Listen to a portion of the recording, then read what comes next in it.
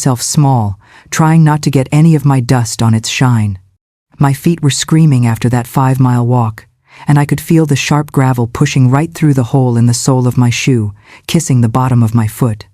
The tinted window slid down, not with a crank like on my old pickup, but with a quiet, electric hum. My son, Kevin, sat behind the wheel, hiding his eyes behind a pair of designer shades. Next to him was his wife, Jessica, her lips pursed into a perfect little knot of disgust as she stared at my shoes. Kevin didn't say hello. He just smirked, turned to his wife, and said loud enough for God and me to hear, "Look at that, baby." A $200,000 ride for me, and Mama still can't afford a new pair of shoes. Jessica's giggle followed, sharp and brittle like shattering glass. They expected me to cry. They expected me to get angry, maybe even feel that hot sting of shame. But I did none of that. I just stood there, looked my boy dead in the eyes, the same boy I sacrificed my whole life for, and I smiled. It was a small, quiet, knowing kind of smile. They didn't know that smile was the beginning of the end for everything they held so dear. They didn't know that in that single moment, one thought solidified in my mind. It was all about to be over, and all it would take was one phone call. You know, a mother's love is a powerful thing, a holy thing. It can make you feel like you can carry the whole world on your shoulders, long as your baby is safe in your arms. For 25 years, my world, my whole universe, had a name, Kevin. He was my sun, my moon, my stars, his father. Well, that's a story for another time. A short story, at that. Let's just say he left behind nothing but a broken screen door, a pile of bills, and the quiet echo of promises he never meant to keep. After he was gone, it was just me and my boy against the world. And Lord, did we fight. I wasn't just a mother, I was a warrior. I declared war on poverty every single morning at 5 a.m. My first battle was at Northwood Elementary School. I was a custodian. Most people see a mop and a bucket, but I saw a weapon. I waged war on scuff marks and dusty corners, the smell of bleach and floor wax becoming my perfume. I wanted my son to walk into that school and see it shine, to know that even the humblest work could be done with dignity. I'd see him in the hallways, walking with his friends, and he'd give me this little secret nod, a sign that we were a team. That was my fuel for the day. My second shift started just as the school bell rang for dismissal. I'd take 2 buses across town to the old garment district, to a place called Elegant Alterations. There was nothing elegant about the back room where I worked. It was a cramped, windowless space that hummed with the sound of a dozen sewing machines. I sat there for 6 hours every night, my back aching, my fingers calloused and sometimes pricked raw, hemming dresses for girls going to proms I could never afford for myself. I'd imagine their happy faces, their perfect nights, and I'd pour a little bit of my own hope into every stitch, praying that one day my Kevin would know that kind of effortless joy. Every dollar, every single dime was a soldier in my army sent out to fight for his future. It paid for his school books, for his basketball shoes that he'd wear out in a month, for the tutors he needed in algebra, and for the dream that he would have a life bigger than the 4 walls of our tiny, drafty apartment. He was a good boy then, a sweet, thoughtful boy. He knew the bus schedule better than I did. He'd be there at the stop when my second shift ended at 11 p.m., no matter how cold it was, his face full of worry. He'd take my heavy bag from my hands without a word. "You work too hard, Mama," he'd whisper, his breath making little clouds in the night air. And I'd just smile and tell him, "It's not work when it's for you, baby. This is just love in motion." When he got that acceptance letter from the state university, we both cried. We held each other in our little kitchen and just sobbed with joy. It felt like we had won. All those long nights, all those missed holidays, they had all led to this single, beautiful piece of paper.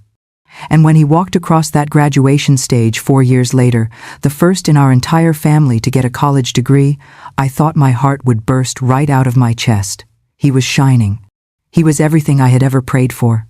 He came home with this fire in his eyes, this big, beautiful dream of starting his own tech company. He'd spread papers all over our small kitchen table, talking about algorithms and user interfaces, words I didn't understand. But I didn't need to. I understood the passion in his voice, the certainty in his eyes. He wasn't just dreaming, he was building a new world right there in front of me. "All I need is seed money, Mama," he'd say, his voice buzzing with electricity. Just a little push to get off the ground. Seed money, that's what he called it. To me, it sounded like he was trying to grow a forest, and all I had was a handful of soil. I didn't have a savings account to speak of.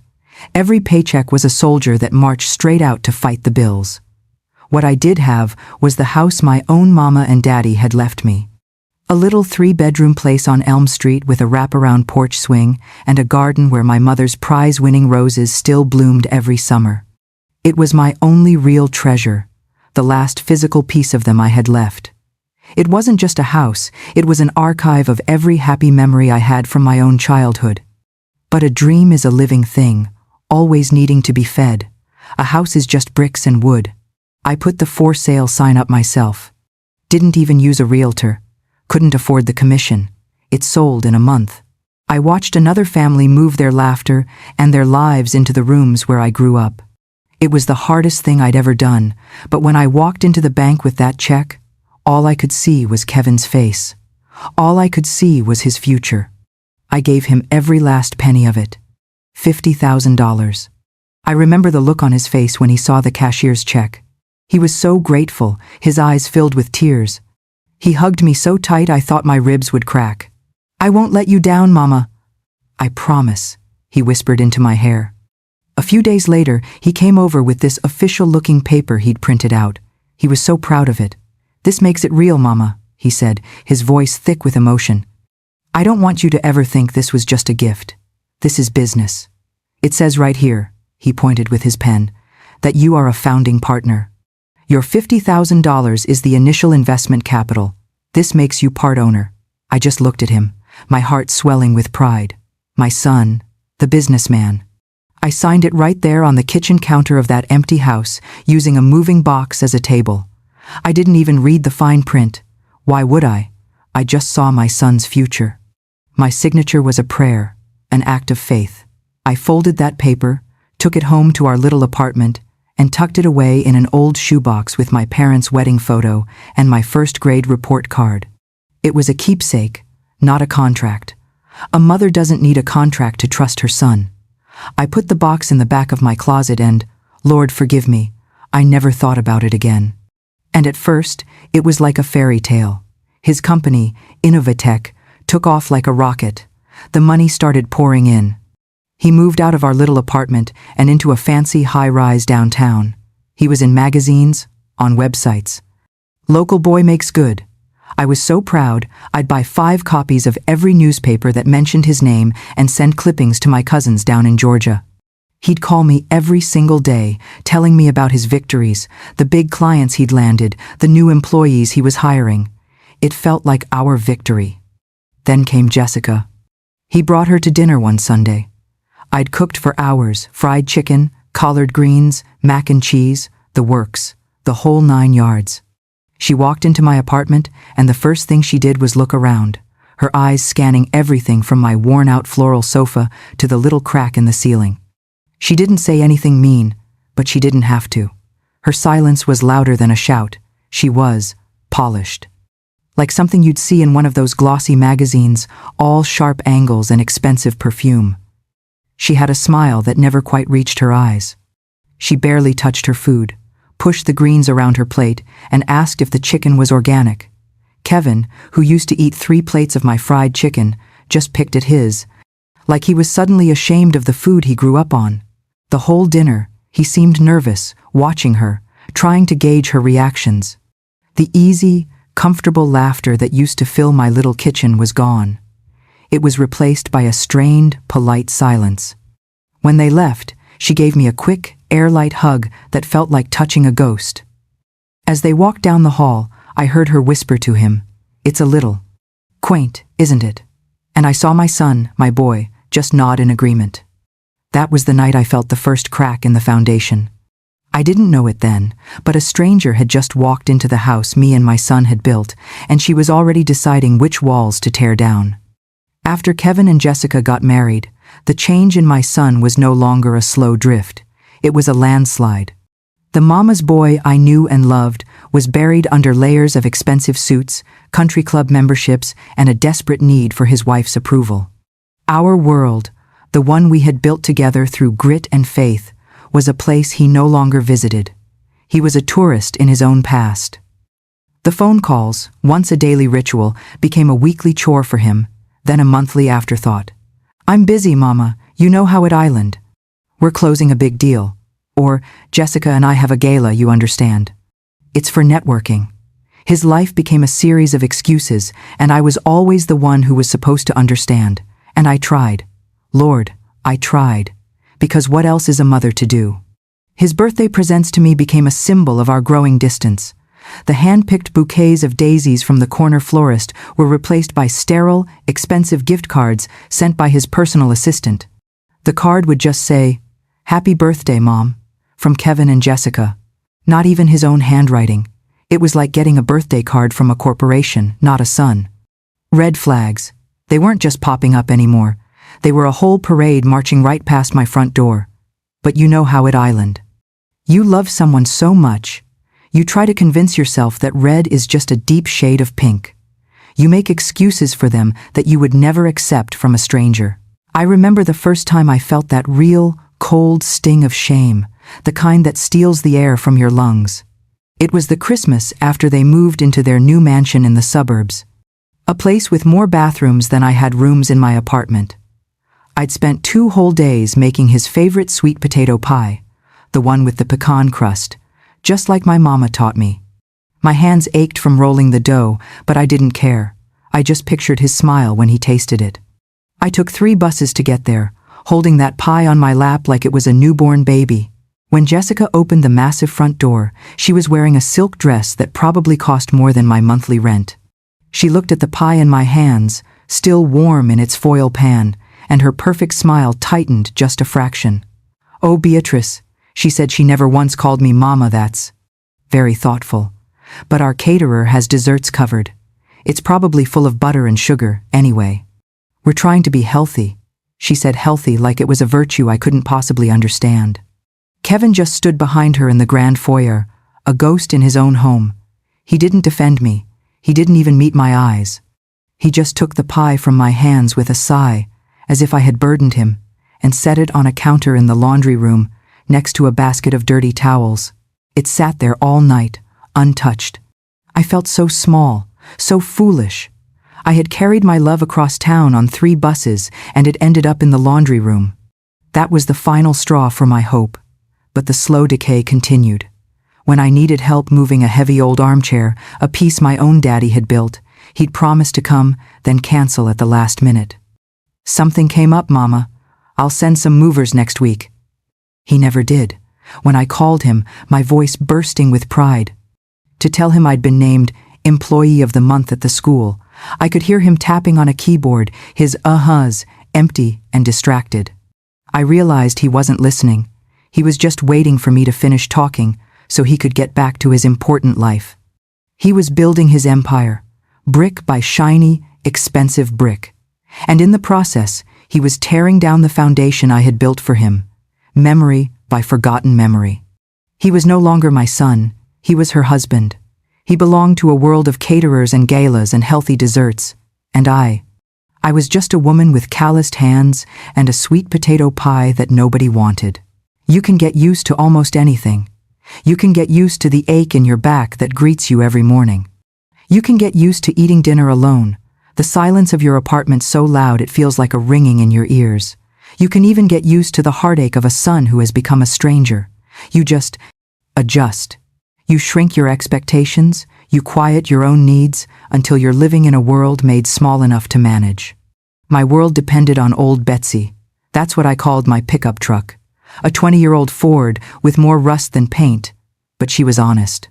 She started every morning, even in the dead of winter, and she got me the 10 miles to the school and back. She was my freedom, my independence. She was the one thing in my life I could still count on. And then, one Tuesday morning, she gave up the ghost. I turned the key, and all I got was a sad, clicking sound, like a tired old man clearing his throat one last time. I tried again. Click, click, click. Nothing. I sat there for a long moment, my forehead resting on the cold steering wheel, and I felt a kind of dread I hadn't felt in years. It wasn't just a truck that had died. It was my ability to hold my small world together. The mechanic, a kind man named Sal, delivered the verdict later that day. He had grease on his brow and pity in his eyes. "The transmission's shot, B," he said, wiping his hands on a rag. "To fix it, it'd cost more than the truck is worth." "I'm real sorry." I just nodded, thanked him, and walked the 5 miles home. Each step felt heavier than the last, the weight of this new problem pressing down on me. That night, I did something I hadn't done in almost a year. I swallowed my pride. It felt like swallowing broken glass, and I called Kevin. I rehearsed what I would say, trying to make my voice sound casual, like it was no big deal. He answered on the 4th ring, his voice rushed and impatient. "Hey, Mom, I'm in the middle of something. What's up?" I took a deep breath. "Hi, baby. I'm sorry to bother you. I know you're busy. It's just..." Old Betsy finally gave out on me. I tried to laugh, but it came out like a cough. "I was just wondering, and it's okay if you can't. But I was wondering if maybe you could give me a ride to work for a few days? Just until I can figure out what to do. The bus route doesn't run out this way early enough." There was a long pause on the other end of the line. I could hear faint, elegant music in the background, the clinking of glasses, and then I heard Jessica's voice, a sharp, cold whisper. "Is that your mother? What does she want now?" Kevin's voice came back on the line, and it had a new edge to it, a defensive hardness I knew came directly from his wife. "A ride? Mom, I can't. I have 8 a.m. meetings downtown every day this week. I can't drive all the way out to your place and then double back. It's just not practical." His words were polished, reasonable, but underneath, the message was clear. "You are an inconvenience." "Besides," he added, his voice dropping a little, "Jessica's sensitive to smells, and you know how you always have your lunch bag with the tuna and stuff. The new car has leather seats, Mama. I can't risk it. Leather seats." He was worried about the smell of my tuna sandwich on his $20,000 leather seats, the same sandwich I'd made for him every day of his school life. The pride I had swallowed came rushing back up, hot and bitter. "I see," I said, my voice barely a whisper. "Okay, son, I understand. I won't bother you again." I hung up the phone before he could offer to call me an Uber, before he could throw a few dollars at the problem to clear his conscience. I just hung up. And I sat there in the dark, the silence of my apartment finally swallowing me whole. That was it. That was the last thread, and it had just snapped. The next few days were a lesson in humility. Every morning, I woke up at 4 a.m. I'd pack my lunch, no tuna, just a simple peanut butter sandwich, as if he could still judge me from afar, and I would start my walk, 5 miles. The first 2 were in the dark, under the pale glow of the streetlights. The sun would just be starting to kiss the horizon by the time I hit the halfway mark. My old bones ached. My feet, swollen and sore, protested with every single step. The hole in my right shoe seemed to get bigger each day, a constant nagging reminder of my situation. I never told anyone at work. I'd arrive just as my shift started, a little out of breath, my face flushed. I'd nod and smile and pretend I'd just parked around the corner. Pride is a heavy coat to wear, but sometimes it's the only one you have. It was on Friday, after a week of this grueling routine, that it happened. I was on the last mile of my walk home, the afternoon sun beating down on my neck. I was tired. Not just in my body, but deep in my soul. I was tired of struggling, tired of being invisible. I was just putting one foot in front of the other, my eyes on the cracked pavement, when I heard it. The hiss of expensive rubber on hot asphalt. I looked up. There it was, the Black Panther. It glided to a stop right beside me, its engine purring like a contented predator. I shuffled to the side of the curb, an automatic reaction now, trying not to get my dust on its shine. The tinted window slid down with that same silent hum. My son, Kevin, sat behind the wheel, his designer sunglasses perched on his head. Next to him, Jessica was scrolling through her phone, not even bothering to look at me. The air conditioning from the car washed over me, a cool, mocking breeze. Kevin leaned across the passenger seat, a look of amusement on his face. "Well, look what we have here," he said, his voice dripping with condescension. "Still hoofing it, Mom? You're going to wear yourself out," he chuckled, a dry, ugly sound. "I thought you'd have figured something out by now." Jessica finally looked up from her phone, her eyes flicking down to my worn-out shoes. A little smirk played on her lips. She leaned over and whispered something in Kevin's ear, and then he laughed. A full, genuine laugh. It was the most joyful I had heard him sound in years, and it was at my expense. He turned back to me, the laughter still in his eyes. "Jessica just made a funny," he said, still grinning. She said, "With all this walking, at least you're saving money on gas." He then looked pointedly at my shoes. "Maybe you can finally save up for a new pair." And then, he turned to his wife, right in front of me, and delivered the line that would echo in my mind for days. "Look at that baby," he said, gesturing from his gleaming dashboard to my dusty feet. "A $200,000 ride for me, and Mama still can't afford a new pair of shoes." Jessica's giggle followed, sharp and brittle like shattering glass. In that moment, something inside me shifted. The pain, the hurt, the years of quiet disappointment, they didn't disappear. They crystallized. They hardened into something else, something cold and clear and strong. They expected me to cry. They expected me to yell, to beg, but I did none of that. I just stood there on that broken sidewalk, my feet aching, my heart numb, and I looked my boy dead in the eyes, and I smiled. It was a small, quiet, knowing kind of smile. The kind of smile a chess player makes when they see the checkmate 5 moves away. Confusion flickered across Kevin's face. My reaction wasn't part of his script. "What?" he asked, his grin faltering. "What's so funny?" I didn't answer. I just held his gaze. They didn't know that smile was the beginning of the end. They didn't know that my mind was already racing, connecting dots I had long forgotten. They didn't know that their laughter had just given me the one thing I hadn't had in years: permission. Permission to stop being the victim. Permission to stop understanding. Permission to fight back. They didn't know that all it would take to unravel their perfect, polished world was one phone call. That night, I couldn't sleep. The image of their laughing faces was burned into the back of my eyelids. Every time I closed my eyes, I could hear Jessica's brittle giggle. I wasn't just hurt anymore. A different feeling was taking root in my heart, something colder and heavier. But even then, even after all that, a part of me, the mother in me, still wanted to believe.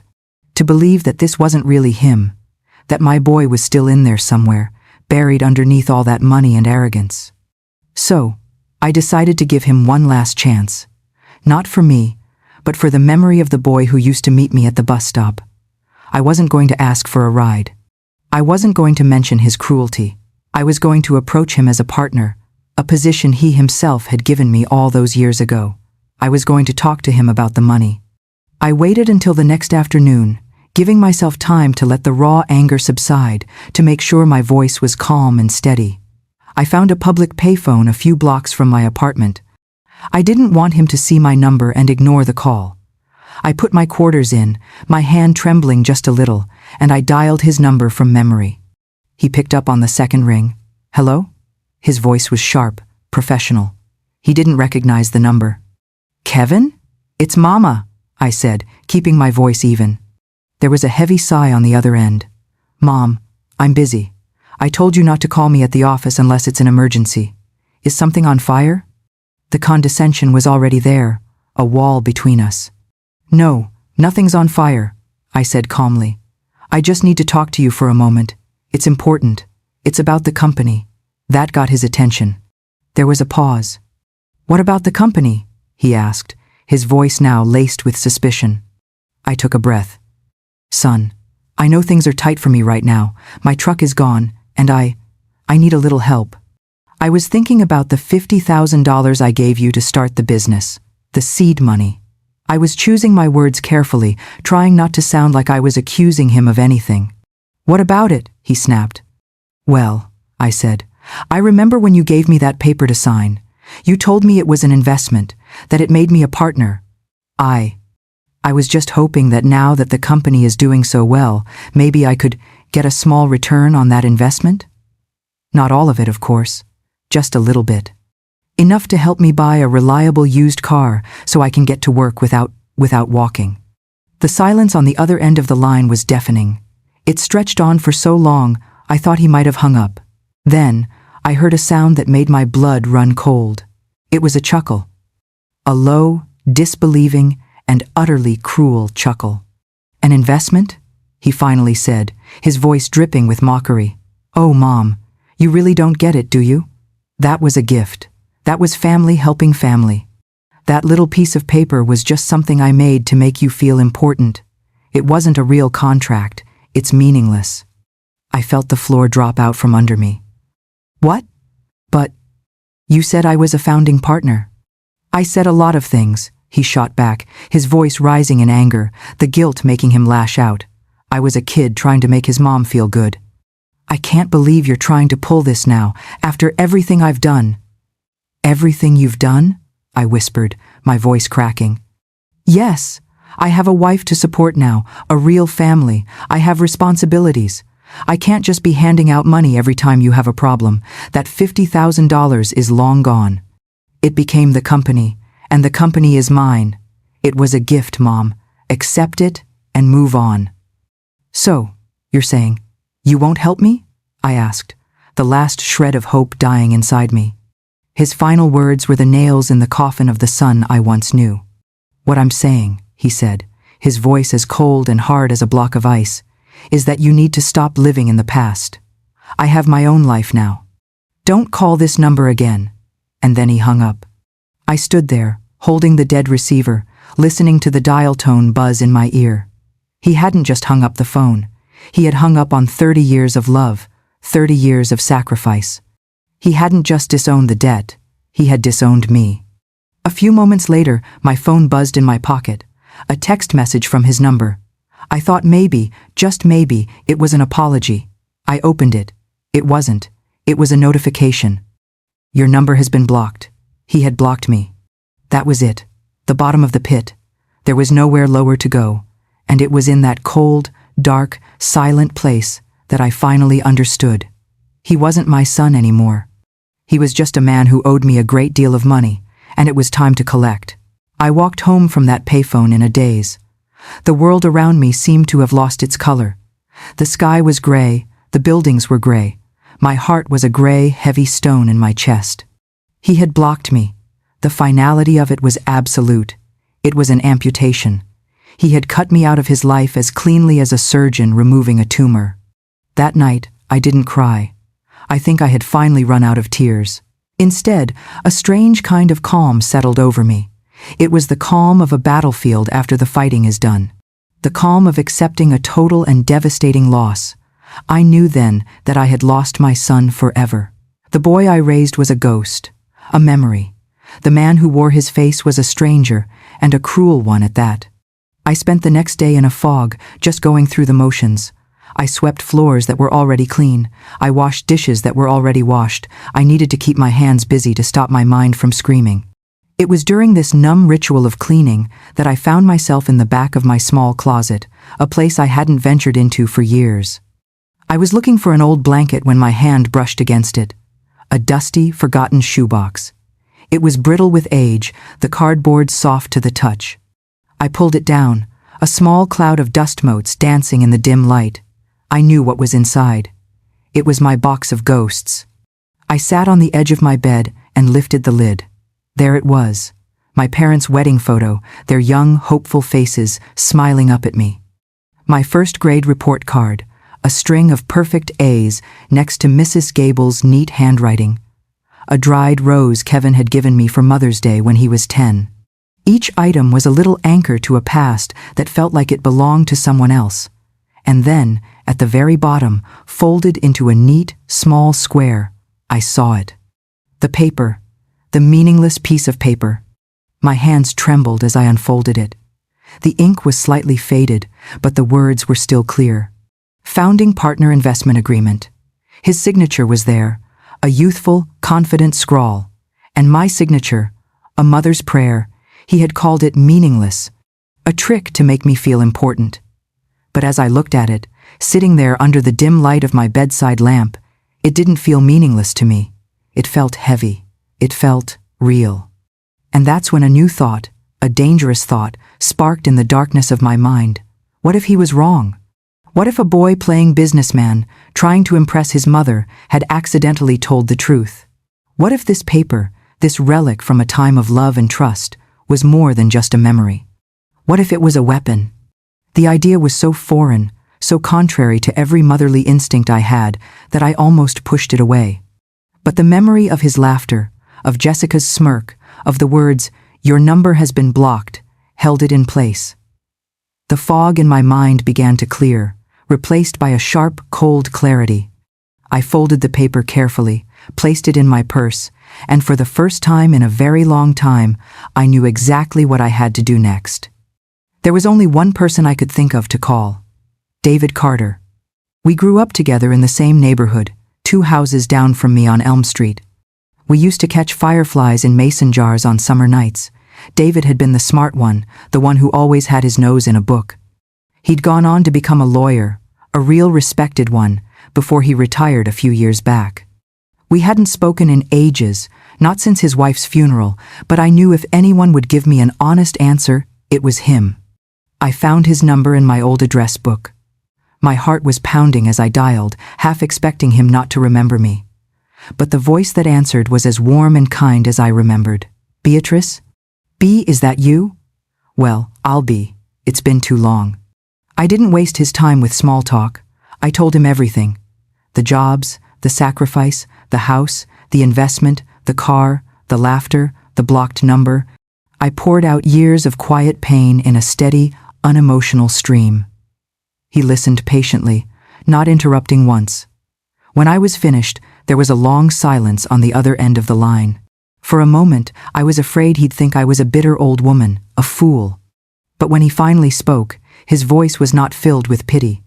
It was filled with a quiet, simmering anger. "That boy," he said, his voice low and tight. "B, I am so sorry. No mother should ever have to go through that." His validation, the simple act of him believing me, felt like a cool drink of water in a desert.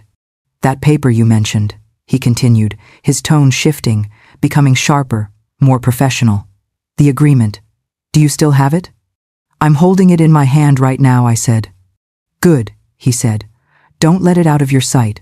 I want you to come to my home office tomorrow morning, 10 o'clock. Bring the document. Don't you worry about a fee. This one's for Elm Street." Walking into David's office the next morning felt like stepping into a different world. It was filled with the smell of old books and leather. He took the paper from me, his hands gentle, and spread it out on his large mahogany desk. He put on his reading glasses and leaned in, reading every word, his brow furrowed in concentration. The silence stretched on, and my nerves were screaming. Finally, he leaned back in his leather chair and looked at me over the rim of his glasses. He had a strange look on his face, a mix of disbelief and something that looked almost like a grin. "B," he said slowly, tapping the paper with his finger. "This island, fascinating.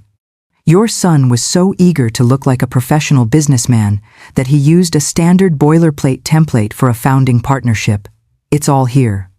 The percentage of initial capital, the equity stake. He didn't leave anything out. After Rekthers. He took off his glasses and looked me straight in the eye. The moment felt like it was suspended in time. "He called this paper meaningless," I whispered. David let out a short, sharp laugh. "Meaningless?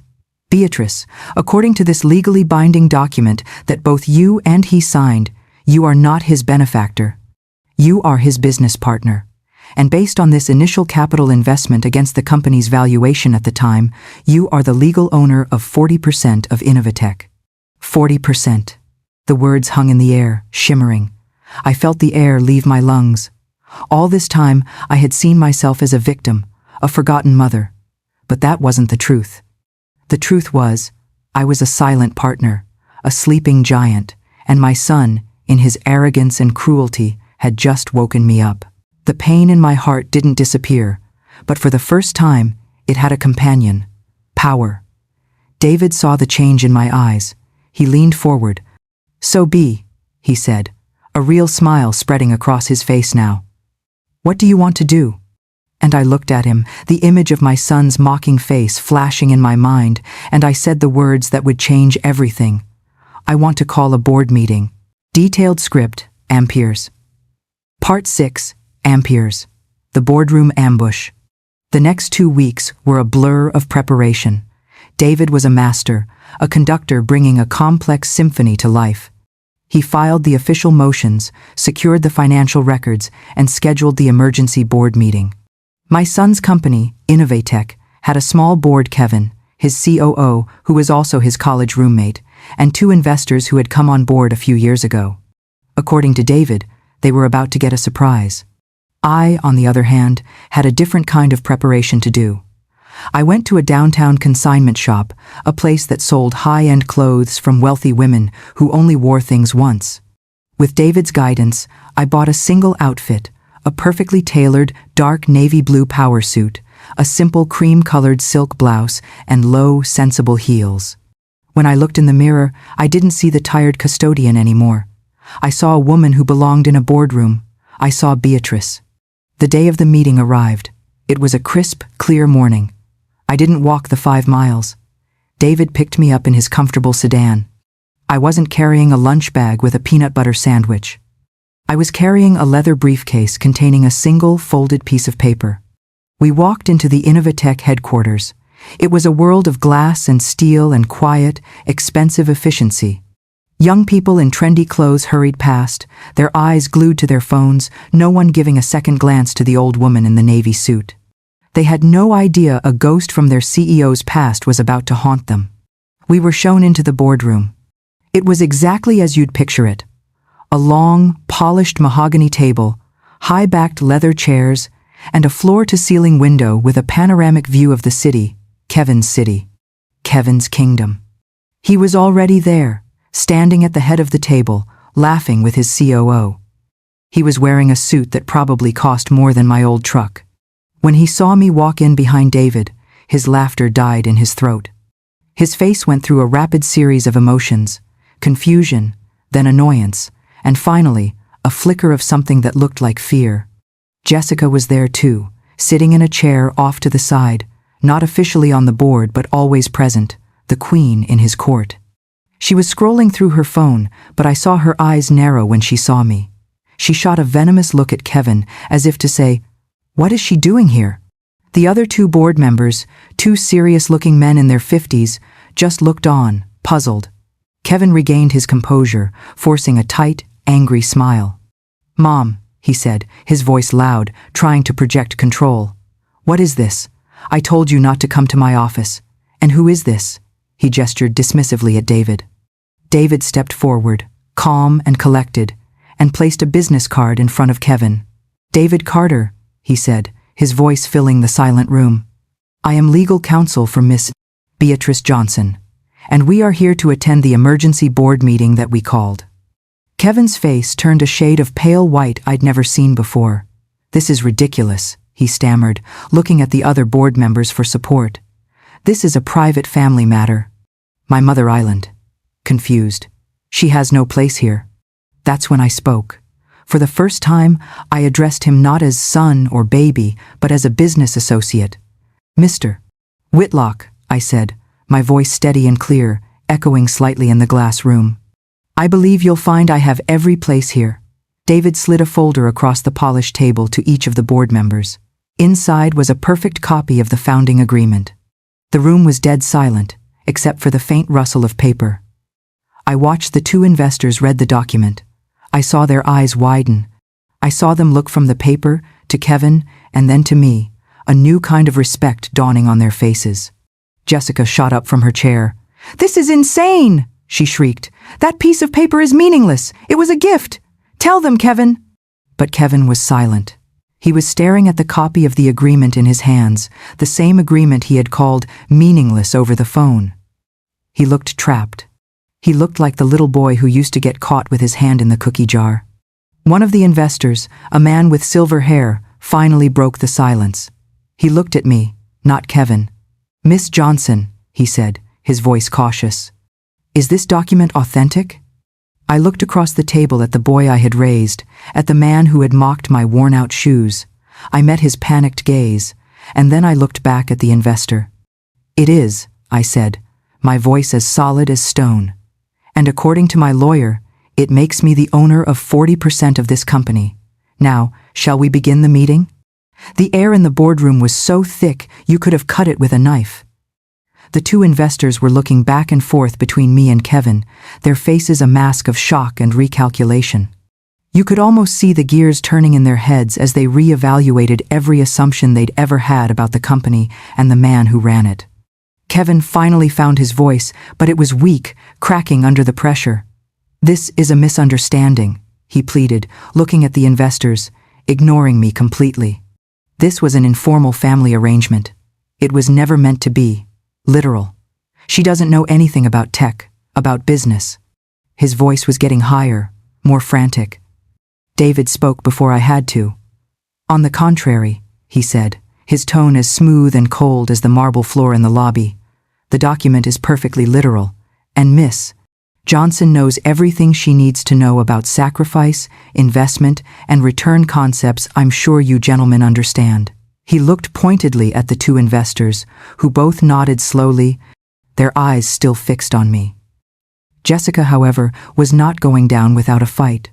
"You can't do this," she snarled at me, her polished mask finally cracking to reveal the ugly desperation beneath. "We built this. Kevin worked day and night. You were just a cleaning lady. You have no right." I let her words hang in the air for a moment. I let everyone absorb the venom, the pure, unfiltered snobbery. Then I turned my gaze to her. For the first time, I addressed her directly. "You are correct," I said, my voice quiet but carrying to every corner of the room. "I was a cleaning lady. I cleaned floors so he could have books. I cleaned other people's messes so his life could be clean. My hands are rough so his could be smooth. Everything you see in this room, this company, this life you enjoy, was built on the foundation of a cleaning lady's love, so I think you'll find I have every right." A flush of crimson crept up Jessica's neck. She was speechless. My words had hit their mark. David cleared his throat, bringing the proceedings back to order. "As the representative for the 40% equity holder, Miss Beatrice Johnson," he announced, "we are officially calling for 2 motions to be put to an immediate vote." Kevin's head snapped up. "A vote? What vote? You can't just—" "Motion 1, David continued, cutting him off cleanly. "We call for the immediate termination of Kevin Whitlock as Chief Executive Officer, pending a full, independent forensic audit of the company's finances." A collective gasp went through the room. Kevin looked like he had been physically struck. "What? You're firing me? From my own company?" "I am," I said simply. I looked at the two investors. "Gentlemen, as you've just learned, a significant portion of this company's founding was based on a lie of omission.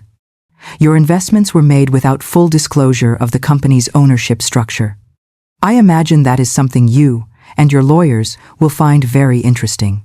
A vote with me now is a vote for transparency and stability. A vote against me. Well, that could get very messy." It was a gamble, but I could see the cold, hard business logic in their eyes. They would side with the power, and the power had just shifted. The silver-haired investor was the first to speak. "I vote aye," he said, his voice firm. The second investor hesitated for only a moment, then nodded. "Aye." David smiled. "With Miss Johnson's 40%, that makes a majority. The motion passes. Mr. Whitlock, you are relieved of your duties, effective immediately." Jessica let out a sound that was half scream, half sob. Kevin just stared at me, his mouth hanging open, his face a mess of disbelief and utter devastation. "Motion 2, David said, delivering the final killing blow. "We call for a full asset review and the immediate liquidation of all non-essential company purchases made in the last fiscal year for personal use. This includes, but is not limited to, unapproved bonuses, luxury vacations, and one black 2023 performance sedan." My eyes locked with Kevin's. "All proceeds are to be returned to the company treasury." That was it, the checkmate. I had not only taken his crown, I had taken his favorite toy, the very symbol of his arrogance and my humiliation. Kevin finally broke. He stumbled around the table, his composure gone, and fell to his knees in front of me. actually on his knees, on the expensive imported rug. "Mama, please," he sobbed, tears streaming down his face. "Please, don't do this. I'm sorry. I'm so sorry, Mama." He reached for my hand, the same way he did when he was a little boy who had scraped his knee. I looked down at him, this broken man on the floor, and I felt nothing. Just a quiet, empty stillness. The love, the anger, the pain, it had all burned away, leaving only this cold, hard truth. I pulled my hand back. I stood up, my chair making a quiet scraping sound on the floor.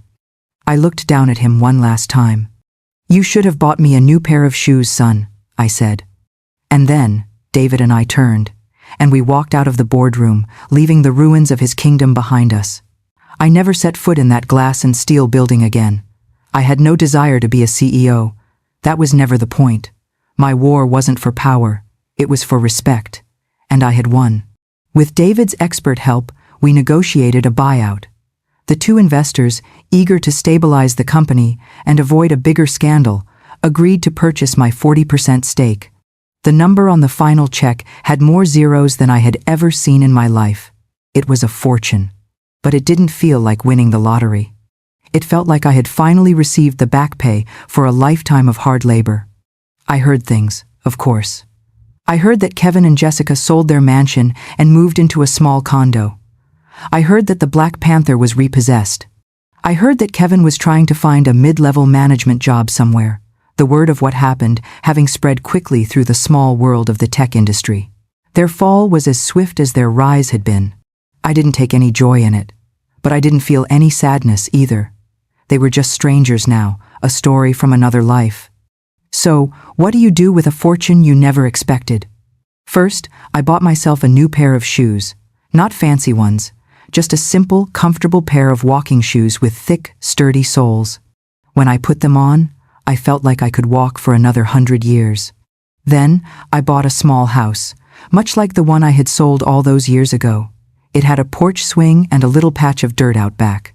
I spent the spring planting roses, my hands in the warm soil, feeling more at peace than I had in a decade. I bought a reliable pickup truck, a blue one this time. Not too fancy, just honest. It starts every morning. But a life of comfort wasn't the justice I was looking for. Justice, I realized, isn't about getting even. It's about making things right.